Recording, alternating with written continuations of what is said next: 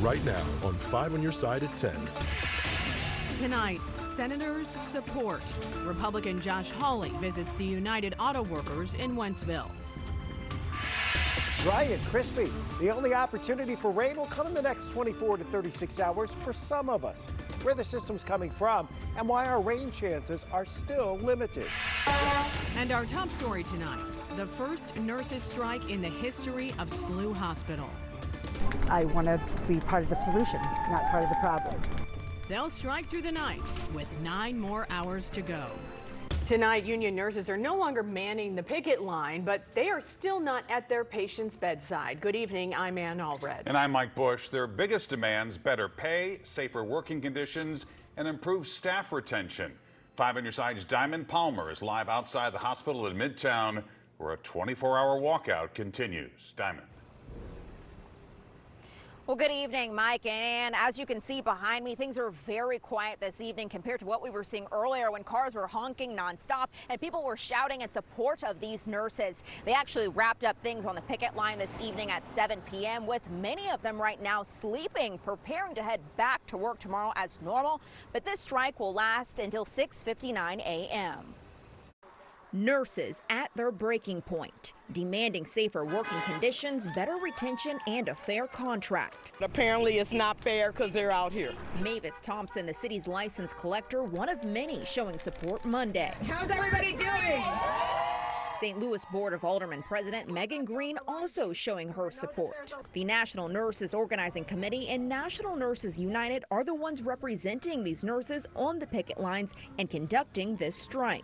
They say they notified the hospital 10 days before the strike and had a 94% yes vote on striking. I recognize the need to render patient care, to actually be a bedside nurse. Kim Bacon says she returned to the workforce because of the pandemic. I want to be part of the solution, not part of the problem. Sarah DeWilde, a nurse of 10 years, is on the negotiating board. She says the problem goes back beyond this year's failed contract negotiations. Nurses have been without a raise since 2022. The union and SSM Health have been in negotiations since May, and nurses without a contract for almost just as long. And so now, 3 months later, without a contract, an expired contract, we're here. SSM Health released a statement in part saying since August 29th, the National Nurses Organizing Committee has declined to respond or counter our proposals on key wage issues. Negotiations can only make progress when both sides are motivated and engaged. City leaders like Thompson say the demands nurses want are simple. Shorter hours, more people to take care of the sick patients that are here in the hospital.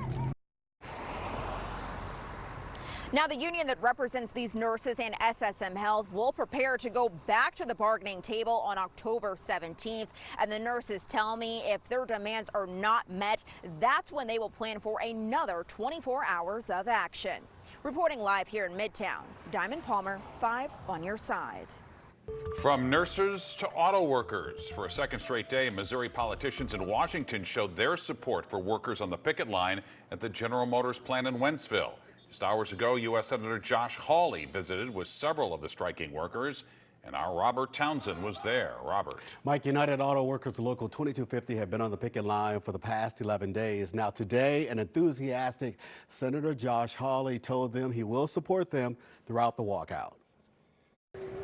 Guys, I just want to tell you good luck and I support you. I appreciate it, sir. Yeah, Thank absolutely. You. Republican U.S. Senator Josh Hawley pounded the picket line at the GM plant Monday afternoon in Wentzville. Are you a veteran? Yes, I am. Senator Hawley chatted and listened to several of the striking workers. I was just talking to one individual.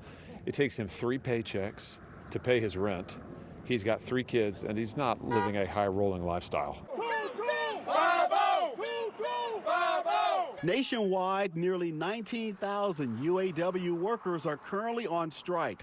UAW negotiators are trying to secure a new contract with the top 3 automakers. No contract, no will. Among other things, workers want a 32-hour work week with 40 hours of pay.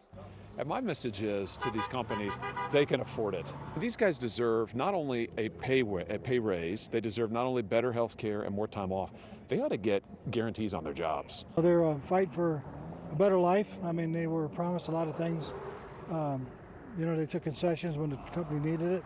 Sunday, Congresswoman Cori Bush and fellow Democrat Alexandria Ocasio-Cortez showed their support for the striking Wentzville workers. We are seeing bipartisan support of the striking workers, and polling shows that the American public is on the side of the striking workers as well. Sunday, GM said it will continue to bargain in good faith with the union to reach an agreement as quickly as possible. I hope that they don't have to go 11 days more, because I hope the companies will come to the table. These guys, meanwhile, are getting screwed. Now, tomorrow, President Joe Biden will go to Detroit to support the UAW union there. And on Wednesday, former President Donald Trump will also travel to Michigan and meet with striking auto workers. Senator Dick Durbin joined striking GM workers outside of Chicago today. The Democrat shook hands with workers, posed for pictures, and listened to the concerns of union members. I wanted to show solidarity with these women and men who are here today. I come from a union family. I was raised in a union family. I did not want them to think they're standing out here alone. Durbin did not want to comment on the negotiations. He says that should stay between the big three automakers and the union. A live look tonight at the Chesterfield Valley. Our first week of fall so far has been warm and dry, but some areas could see some rain and even some storms tomorrow. Chief Meteorologist Scott Connell joins us now with that weather first forecast. Mike and Ann, it's really been hard for us to even buy a raindrop, at least for most of the metro area. Friday, we did have some showers and thunderstorms east of town, and the metro east produced some heavy rain. We had a few around the metro area on Thursday, but not widespread. Sun setting tonight. It was a pretty sunset, looking from 100 above the park. But you look back here so far this month, we're almost 2 inches below average for the month. That could change about this time or maybe a few hours sooner tomorrow evening, at least for some of us. That system to our north and west, that's going to be rotating in here. So it stays quite warm all week. That storm chance is really for later tomorrow. Most likely overnight tomorrow night into very early on Wednesday, but not everybody is going to get beneficial rain out of this. Like we've seen the last couple of go-rounds, looks like some of us will miss out on this opportunity. We'll break it down with Futurecast coming up in a few minutes. All right, Scott. Tonight, St. Louis police are investigating a deadly shooting in North City. A man was found shot in the head inside a crashed car near the intersection of Page and Sarah. That's in the Vandeventer neighborhood. No arrests have been made. Developing tonight, a manhunt in central Missouri. Columbia police are looking for the man they believe was involved in a deadly shooting that killed a 3-year-old boy. 28-year-old Larry Brownlee Jr. is wanted on charges of second-degree murder. Police say Brownlee and his girlfriend were driving her young son to a fire station when they crashed. The child had been shot in the torso. He was taken to a local hospital where he later died. Police say Brownlee has a record of assault, and the public should not approach him. 2 people are dead after a triple shooting outside a Cahokia Heights bar. Officers were called to Teddy's Jew Joint on Old Missouri Avenue just after midnight. 2 men were taken to the hospital where they died. Police say the 3rd victim walked out of the hospital against the advice of doctors. So far, no arrests. A former nurse at Vianney High School will not spend any time in prison for the sexual assault of a student. Erin Forrestel pleaded guilty to statutory sodomy today. The victim was under the age of 17 at the time of the assault, which happened at the school. In court today, the victim's parents said Forrestel preyed on their son for months on social media. Prosecutors say the plea deal was based on the wishes of the family. And there's times and cases where the family wants to be able to get closure and move on and not have their this situation put out for public scrutiny any more than it has been already. Forrestel can no longer work as a school nurse. She must register as a sex offender and move away from the school. Tomorrow, demolition begins on Jamestown Mall in North St. Louis County. The shopping center, which opened 50 years ago, has sat empty since 2014 and has fallen into disrepair. Recent fires have caused more damage. The future of the 145-acre property is still being decided. St. Louis County Councilwoman Shalonda Webb, who's been advocating to tear down the abandoned mall, calls it a clean slate. I've heard so many wonderful stories of what Jamestown meant to and their wonderful memories. We need to create new memories for new families and new youth. A lot of youth said they spend lots of time here. We have nothing in District 4 in North County for our youth. Demolition will take months. The county is spending $6 million in American Rescue Plan Act funding. The state has thrown in another $6 million. Well, tonight, NBC's The Voice returned for a new season with a new coach joining the red chairs. And 2 local musicians are hoping to make it through the blind auditions for a chance at stardom. Brent Solomon is live in Cottleville tonight, where fans of 16-year-old country singer Ruby Lee gathered to cheer on the Foley native. Brent. They sure did, and I tell you what, fans packed JP's Hideout restaurant tonight. Of course, it was day 1 of the season premiere of The Voice. And take a look at this. Let me show you who this is. This is 16-year-old Ruby Lee. She has yet to take the stage, but she's expected to do so tomorrow, along with another local favorite.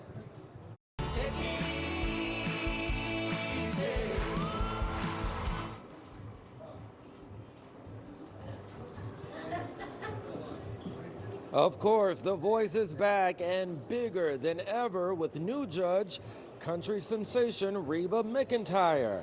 Over in Cottleville, Missouri tonight, a sea of red as fans and loved ones packed JP's Hideout restaurant. They came to cheer on Foley native Ruby Lee, the 16-year-old singer, a familiar face around here. She's been performing every couple of weeks at the restaurant for the past few years.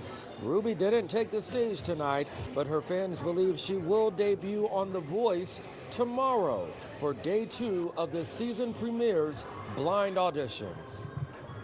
A lot of the people here support her. They have supported her, and they've been here many times, and it's really cool to see them to come back and celebrate with us. She can do everything. She can do the blues, she can do rock, she can do country, she can do it all, and it's like transformed whenever she sings.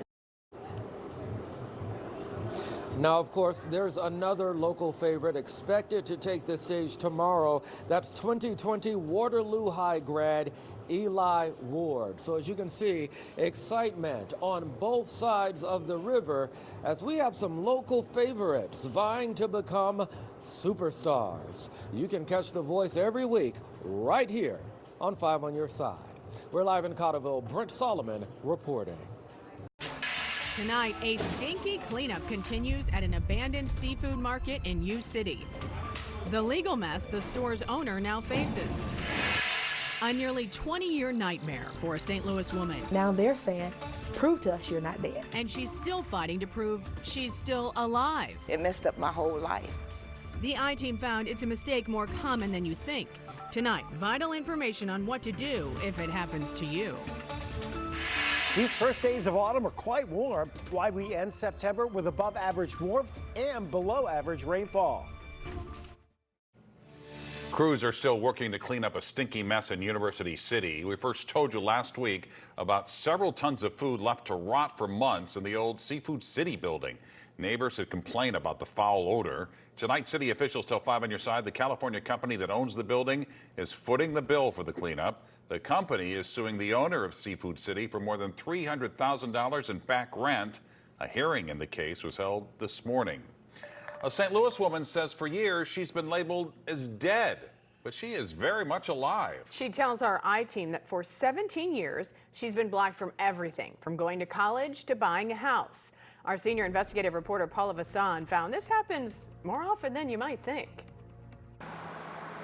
Madeline Michelle Carthen comes here to her favorite park for peace, to escape the anxiety she's been dealing with for 17 years.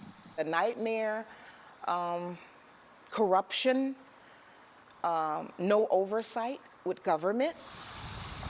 Because she says the government thinks she's dead. It's like a haunting. Madeline Coburn is a 5 on Your Side covered her struggle back in 2007. She was a student at Webster University, majoring in entrepreneurship and business technology. I got denied my financial aid. Carthen told us the lender even sent her paperwork showing she was deceased. Credit reports showed the same thing.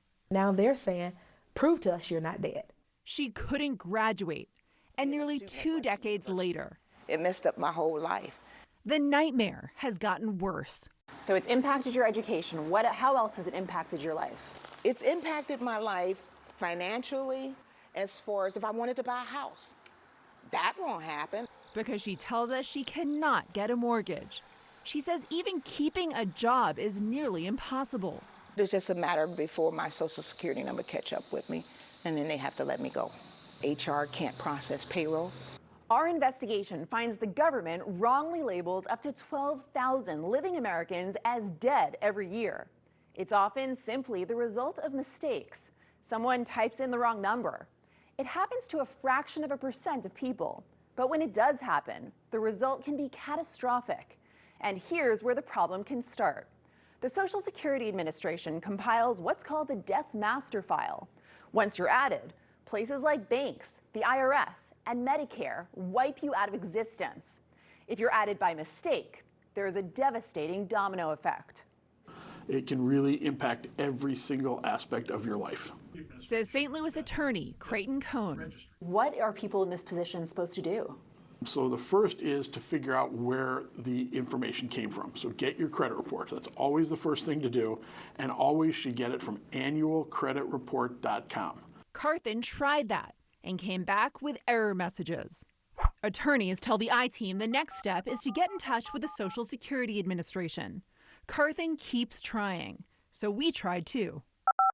And kept waiting. Thank you for holding. For someone to answer. I did get in touch with the agency's media contact. The agency would not talk with us on camera. In an email, a spokesperson said its records are highly accurate and that of the 3 million death reports it receives each year, less than 1/3 of 1% are subsequently corrected. But Carthen tells us for her, the problem is far from solved. I just want direct answers, and I haven't been able to get that. The I-Team is working with Carthen to get this problem solved once and for all. At this point, we don't know exactly where the blame falls and how the problem snowballed. We're in touch with the 3 major credit bureaus, multiple attorneys, and the Social Security Administration to bring Carthen back to life on paper. We'll keep you updated. For the I-Team, Paula Vasan, 5 on your side. Our I-Team wants to hear from you if you're dealing with this too. Leave a voice message at 314-444-5231. You can also email Paula at tips@ksdk.com. All calls and correspondence will be kept confidential. Chief Meteorologist Scott Connell rejoins us now with that weather first forecast, and some storms may be in our future, right, Scott? They may be, but for all of us to get rain, it's going to take a major weather system, and this one's not that. It's going to just take a while before we get one of those big, large-scale, widespread, decent rainfalls across the area. So if you end up getting some rain tomorrow night, and some of us surely will, into early on Wednesday, enjoy it. In the meantime, take advantage of sunsets like this. Becky shared this photo on our 5 on Your Side Weather Watchers group from Horseshoe Lake this evening. Starting to see a little bit of color, too, because it's been so dry for most of us. The leaves likely will be falling quickly over the next couple of weeks. You're looking across the region as temperatures drop back into the 70s, but it's generally quiet right now. We have partly cloudy to mostly clear skies, 78 degrees, still a little bit of a breeze out of the south. One thing that's a limiting factor for rain tomorrow, that dew point temperature at 55. Not expecting a lot of humid and moist conditions with this air mass tomorrow. 89 was our high today. Clouds should hold that back a little bit tomorrow. We expect temperatures overnight to drop back into the 60s, maybe a few areas of fog. You look to the north, this system is spinning pretty close to Minneapolis right now. It's a big system in the upper levels of the atmosphere, but it's limited on its moisture, and it'll try to slide towards St. Louis as we push through the course of tomorrow into tomorrow night. So as this kind of just drifts overhead, it does the same sort of thing. Kicks off bands of scattered showers and some thunderstorms. During the day tomorrow, I think we're on the dry side in St. Louis. If there's any stronger storms, odds are they'd be up into central portions of Illinois. Heading through the afternoon and evening hours, we start to see an uptick at some of those shower and thunderstorms, at least the chance. As we go into the late evening and overnight hours tomorrow night, our chances increase a bit. Again, this may be a bit overdone, but we are hopeful that if you haven't seen rain, maybe you'll be able to get some out of this batch. Once we get past about 10, 11 o'clock on Wednesday morning, the chances for any rain that amounts to anything goes downhill. And after that, right through the rest of the week into the weekend, It is very warm autumn weather in St. Louis. So the next couple of days, low to mid 80s, probably mid 80s, 86, 87 tomorrow, depending on the sun. But most of the days on the dry side, we bring that rain chance in, especially for tomorrow night into early on Wednesday. And then heading into this weekend, we're ending September, Saturday night, beginning October, Sunday, and we'll be in the upper 80s for highs in St. Louis. Still feeling like summer, and I can't believe October is here. Yeah. Scott, thank you. Frank Cusimano joins us with what's coming up. A powerful father-son story with Mizzou football. Highland hasn't stopped celebrating, and I'll tell you what the Cardinals should be doing to improve their last place status right after this. The Sports Desk is sponsored by Jim Butler Chevrolet, the Midwest's #1 Chevy dealer 10 years running.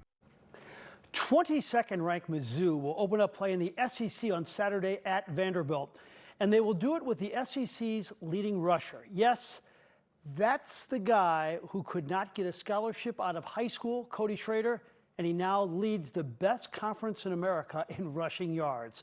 Saturday was a day to remember for the Schrader family. It began outside the Dome with some tailgating. It continued inside with Cody scoring the game-winning touchdown against Memphis and going for 123 yards in the win. Cody is extremely close with his family and got emotional when talking about his father, Tom.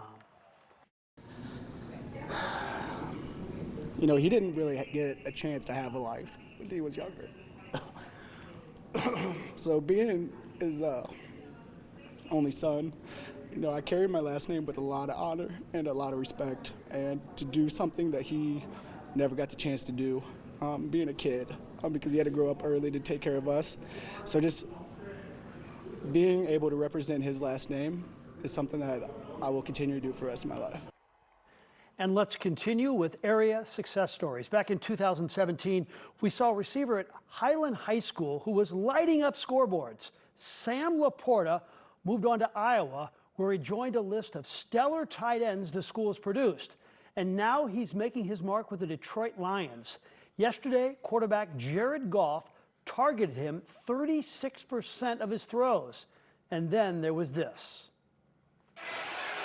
Goff stops, loads, open Laporta, he's got it! Laporta with his first NFL touchdown, and with today's technology, he and Goff didn't have to wait long to see the 45-yard score. The first one.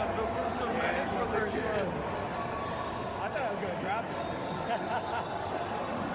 That thing hung in the air for like 15 seconds. I was like, please come down. Pretty cool. Nick Sirianni is another in a long line of great Italian coaches. The Eagles in Tampa tonight, and look at the time that Jalen Hurts has to throw the ball, and he hooks up with one of the coolest names in pro sports, Olamide Zaccheaus. Now, the one in the Bible had faith in the Lord. This receiver has faith in Jalen. Eagles win 25-11. The Eagles are 3-0 on the season. Finally tonight, a thought about the Cardinals. They are now 26 out of 30 teams. The Brewers are 20 games better than the Birds. That's a lot to make up in one off season. The Brewers have 3, maybe 4 starting pitchers better than anybody in the Cardinal organization. So the Cardinals need 3 starting pitchers. But I don't want them to come via a trade involving Paul Goldschmidt or Nolan Arenado. I want the Cardinals to pay cash for those free agents. And they should. There should be repercussions for their lack of developing pitching talent and their bad trades. And that's money. And they have it. And there are a bunch of free agent pitchers out there. Jordan Montgomery, Blake Snell, Aaron Nola, and Sonny Gray. And once you start trading Goldie and Arenado, you are no longer an elite baseball team. They are still really good players. You can't rob Peter to pay Paul. You need an infusion of talent on the roster, but if you have to give up a lot to get it, what's the point? They say that money is the root of all evil. It's not here. It's the root or the path for the Cardinals to be good again. And that will do it in sports. It's news worthy of a Dundee. The reports tonight that Dunder Mifflin could reopen its Scranton office. Fall is officially here and the online bargain wars are heating up. Today, Amazon announced its Prime Big Deal Days will take place October 10th and 11th. Not to be outdone, Target announced its second Target Circle Week, which will take place October 1st through 7th. Dunder Mifflin fans rejoice. A reboot of The Office is reportedly in the works. Online reports say original showrunner Greg Daniels is set to return. No word about the original cast, which includes St. Louisans Jenna Fisher, Ellie Kemper, and Phyllis Smith. Office went off the air 10 years ago, but gained a new generation of fans thanks to reruns on streaming services. It won't be as good. The Office is just too good. The biggest fan right there. There you have it. 5 on your side at 10.